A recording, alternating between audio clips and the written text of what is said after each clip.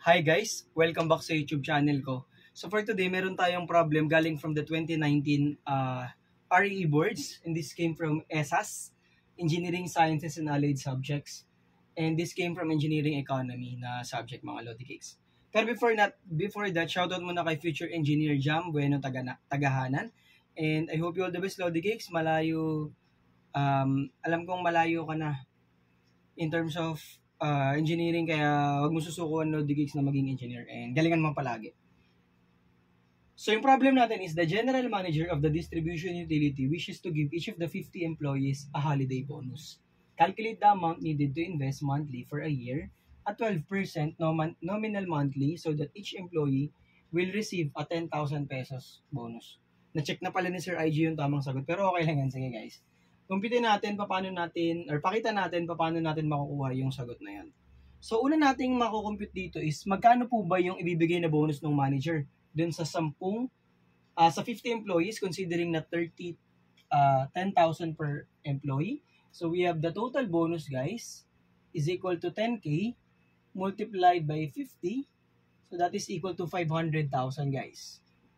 500,000 pesos bonus. Okay? And then, sinabi kasi na 12% nominal monthly. So, kumbaga, every month, mag-i-invest si manager para makuha yung total na 500,000 na mapapamigay niya at the end of the 12 month dun sa 50 employees na meron siya. Okay, so ibig sabihin yung gagamitin nating interest dito, guys, since per month siya, nominal na yan, automatic, 12%, divide natin by 12, so that is equal to 1%, or in terms of equivalent decimal, so that is 0.01. So, paano mo ba paano mo ba sinusolve Sir IG on your own diskarte? Or on your own strategy? So, ang ginagawa ko muna kasi dyan, guys, gumagawa muna ako ng cash flow. So, since meron tayong isang buong taon, so that's 12 months, guys. So, let's say ito yung start ng natin, 0. So, yung first month, ito yan. Okay? Kumbaga, hindi natin alam kung ano yung binibigay niya, basta all throughout is the same. So, ito yung second month. Hanggang dumating tayo dun sa 11, tsaka yung pinakadulo natin is itong 12th month natin. Kailangan makalikom daw siya dito guys ng 500,000 so that ito yung papamigay niyang holiday bonus for his 50 employees. So, ang tanong niyan Sir IJ, since 1% yung per month, paano mo kukunin yung monthly investment niya, ibibigay niya para makuha yung 500,000? So, di ba guys, kapag kinukumpute kasi natin yung future value sa mga compound interest na, kunyari, annually, yearly, so, di ba, ginagawa lang naman natin, kunyari, ito, papunta dito, 1.01 raised to 1. Kung galing tayo dito sa 10, so, dalawa yung pagitan niya, 1.01 squared. So, kunyari, meron tayong 1% na interest, tapos, ang kinukumpute natin, compounded annually siya, tapos, kinukumpute yung future amount at the end of the third year, so, 1.01 raised to the third power. Ganon din dito, guys. So, kumbaga dito, 1.01 raised to 0 kasi kapartner niya lang yan. Ito 1.01 raised to 1, 1.01 raised to 2. Pag dito nanggaling tayo sa at the end of the first month, 1.01 raised to 11. So parang i-add up lang natin yan. So ang first discard na ginagawa ni Sir IJ dyan, to get the amount na ini-invest niya monthly, so amount will be equal to 500,000 guys, divided by the summation. Bakit summation Sir IJ? Kasi syempre, isa-sum up mo lahat nung mga niya, yung 1.01 raised to 11, raised to 10 hanggang 0 siya, guys. Ganun siya, di ba? So, yun yung pwede natin gamitin na pabalik or discard method. Engineering method nga ang ginagawa, ang tawag dito, guys, 1.01 raised to x from 0 up until 11.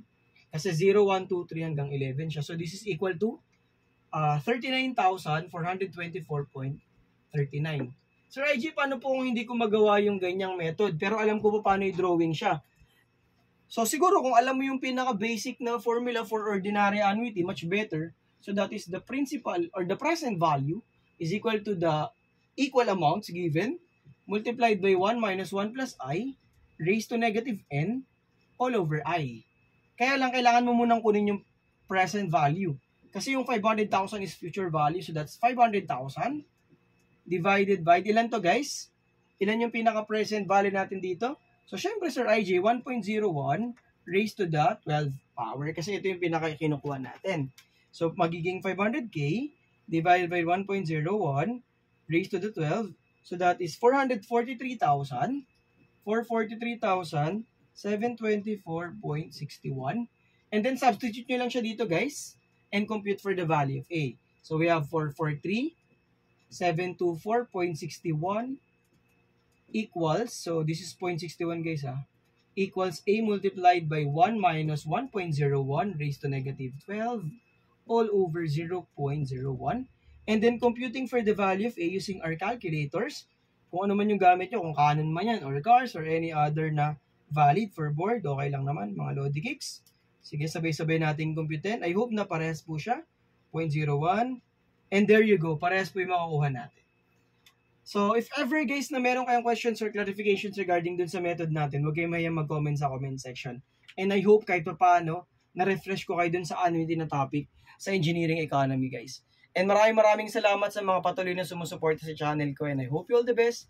Pagpalain kayo palagi ni Lord, and good luck sa lahat na magta-take ng boards, especially yung ME and EE natin this August and September. And God bless you always. I hope this is the perfect time na pin-prepare sa inyo ni Lord to become engineers. And kita-kits mga Lodi Geeks. Bye-bye and keep safe.